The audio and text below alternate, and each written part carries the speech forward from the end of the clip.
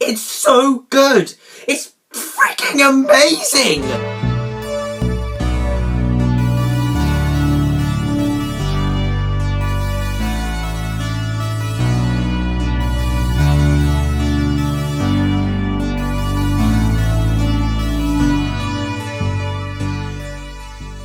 So I finally watched Stranger Things. Freaking amazing! I watched 3 in a row one night, then I went to sleep, and then the next day managed to watch the following 5 back to back.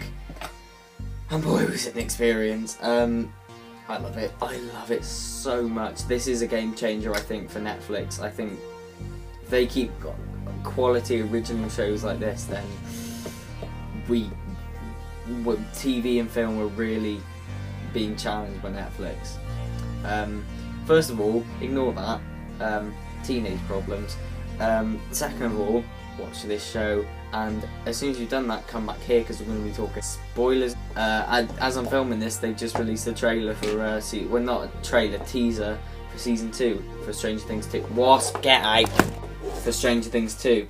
Oh, I'm so excited. Stranger Things 2.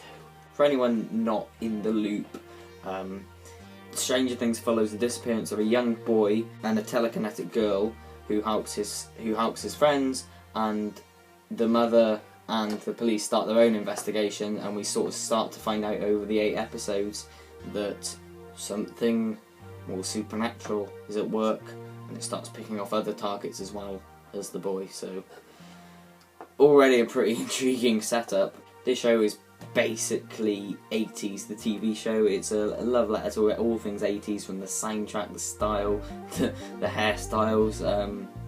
It's 80s, the TV show, and it's great. And can I just say, 8 episodes, perfect, absolutely perfect, because 8 episodes, it is paced so well.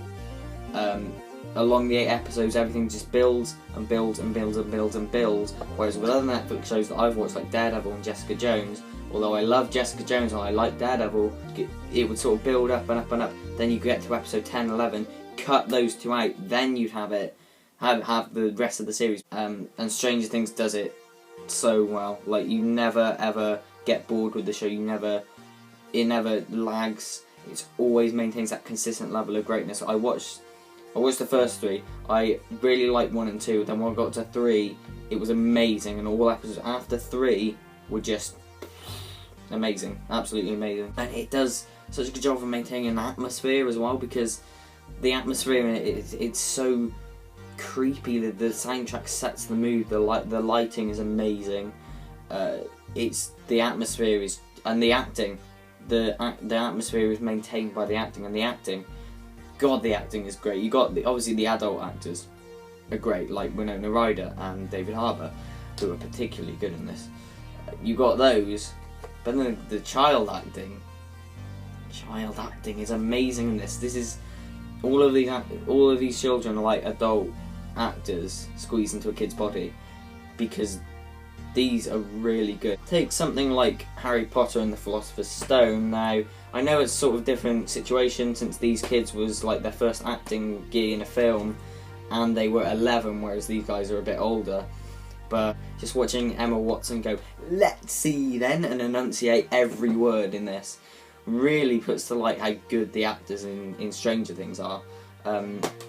Easily the highlight being Millie Brown as 11, who just steals the show and just is so... She barely has to speak, which is probably a helpfulness as well, because exposure, because she can just do so much with that. Just a look, she was just a... Oh god, stuff's happening, not good. So fantastic, fantastic, fantastic, fantastic. And the soundtrack as well, great. Not just the songs selected for it as well, which are great. It fits it so well. The songs selected for it got the Shoulda Stay, Shoulda Go, the cover of Heroes at the end of episode 3 when they find Will's body, sort of in air quotes, because it's not actually Will's body, it's a fake. But the composed music for it is really great. This one, I think it's actually the first piece in the show, apart from the theme, Kids, it's called, and it's really like effective.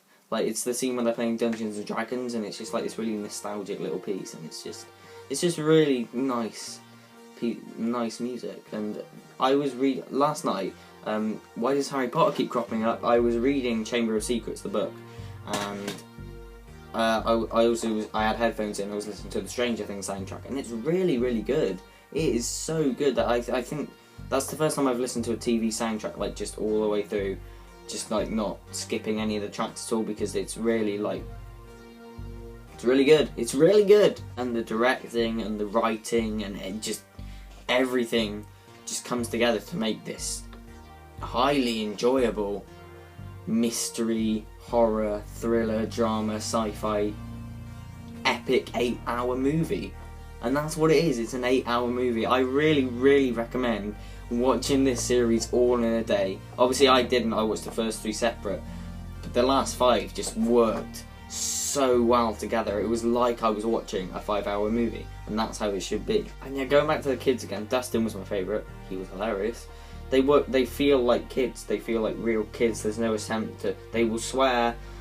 They feel like kids. There's no attempt to censor it all down. They talk like they are kids, but it's not like cheesy or any way. It just works. It just works. This whole series just works. All the characters you begin to like. Some you hate, and then some you like by the end. Like Steve. Like, I hated him at first. So satisfied when Jonathan beat him up, and then right at the end, he gets with Nancy, and I was like, oh, cool, and he actually sort of redeems himself, and I admire him for that. That's not something a lot of people have noticed. Like, I thought, oh, Steve's an idiot, right? Nancy will probably just get with Jonathan because they've sort of set them two up, but she goes with him anyway because he redeemed himself. That's a stereotype I think they break, because I think in any other work of fiction she would get with Jonathan, but you know, I admire them for doing that, something different. And actually, just reading titles for season 2, we got Mad Max, The Boy Who Came Back to Life, The Pumpkin Patch, The Palace, The Storm, The Pollywog, The Secret Cabin, The Brain, and The Lost Brother. So we got 9 instead of 8 there.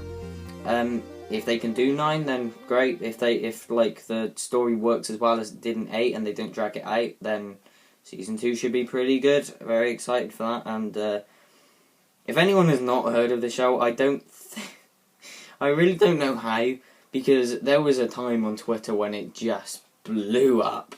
You couldn't go anywhere like seeing a Stranger Things thing. It was great. It was great.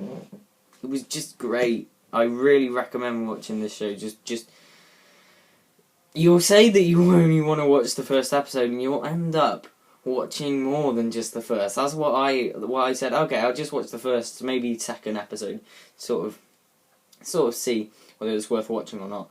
Yeah, and I ended up watching the 3. So there you go. It's addictive. It really is addictive. So yes, have you seen Stranger Things? What did you think about it? Comment below, and I'll see you in my next one.